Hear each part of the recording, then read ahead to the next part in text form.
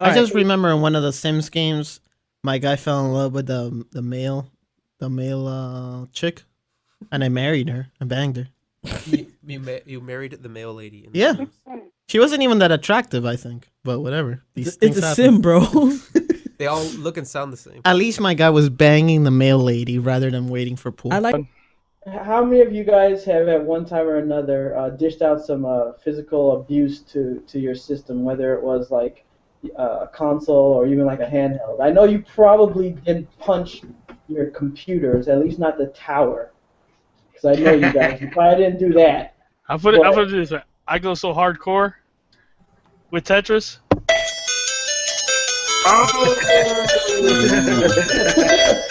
That is my ringtone for my freaking iPhone because of the fact that I ended up getting a case that it looks like the old school Nintendo with Tetris on the screen.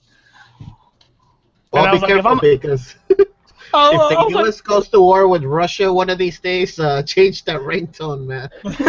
Yeah, man, because you'll be able to do like what was it, that movie back in the day with the Wolverines? Oh, Red Dawn. Red Dawn? Yeah. The real version of Red Dawn. Yeah, not the shitty remake. No, not the remake. No. Shit, those Russians will come to my house and I'm like, no, I'm one of you. Yeah. It's like doing that Russian dance that they do at the end of when Dan Chief wins and then fucking. Yeah. Oh man. I remember in the original Metal Gear for the NES, it had one of those fucking codes where you had to write down the numbers. Oh God. And another problem with those codes was everyone knows about the issue when your Nintendo had dust or inside that it would get garbled and you get the artifacts on the screen. Yeah. I remember I had just beat one of the bosses, and I mean, it took me like days to beat this boss.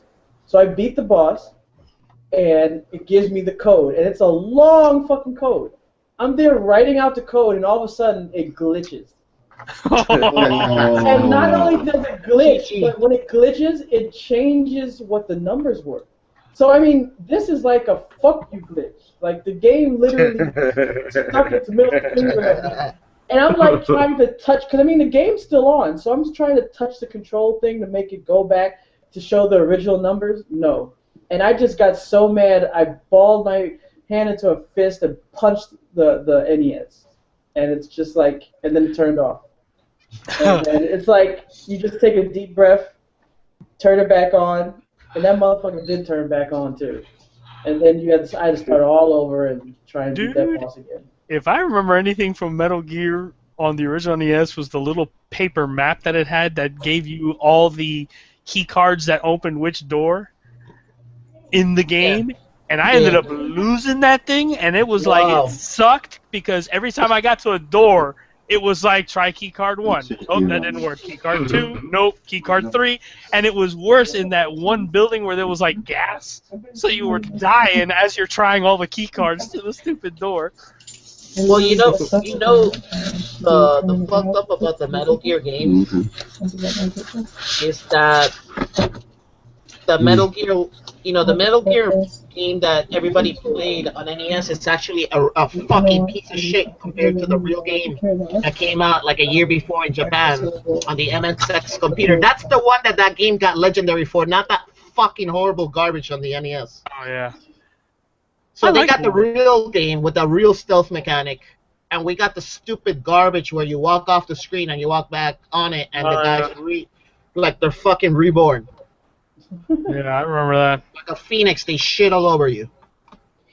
Yeah, I remember seeing that when they did that. Yeah, where they showed it, and they talked about how like really, if you look at it, Metal Gear Solid was more what the original game was, and that's what we ended up getting. Yeah. Well, hopefully it got sorted out in the end. But as far as our childhoods go, we just... It done messed us all up. Yeah. We were in Nam, man. We were in Nam. Fighting them people. God damn it, not everything's about Nam. They had the good weapons. They knew they knew the situation. They knew how to fight in the jungle. We didn't know what we were doing. There's rules. Wait, I remember playing... Was it Was it Rambo? Was it on the NES? The one where it was actually harder to kill the animals than the people. Yeah, I think it was Rambo. Sounds about right. Yeah. Seriously, I mean, in a way, I guess you could say maybe that's kind of realistic in a sense if you're going up against a tiger or something. I don't know. Yo, the spiders killed you easier Yeah, than the really, damn soldiers. seriously. Rambo, this super, hardcore military, guy is getting his ass kicked by a spider, but he's taking out soldiers left and right. And man, that just did something to me. Yeah, I don't know if it was that game, but I know there was the game where they were, like soldiers would throw grenades at you, and it did like a minimal amount of damage. But god damn it, if a fucking monkey throws a banana at you, it's kind of like fucking Vorpal steel or something. It was like insta death due to banana. The fucking death chakra. Those super bananas, man. Those grenades, man, those are weak grenades, but those bananas, man, that potassium will fuck you up. Potassium will kill you, man. Potassium poisoning. They killed me as much as the monkeys from the that scene in that shitty Crystal Skull movie. Does anybody remember POW, that game? Where you start off... Wow, yeah. Yeah, I remember Jesus that. Christ. Good lord, that was, yeah. I mean, at least that game made sense, you being the lone wolf, because you were already a POW. So, when you broke out, it's like, oh, look, there's helicopters and jeeps and everybody's chasing after me. And it's like, you know what? Maybe I want to go back to being John McCain. Ikari Warriors, baby. Where they dropped you and your brother in the middle of a war zone to take out the whole entire army. I think I don't remember. I think it was part 1 of Ikari Warriors. Because it had that little cheat code that you could just keep entering that and you have immortality. Yeah. Like you just respawn as soon as you do the little contra code, basically.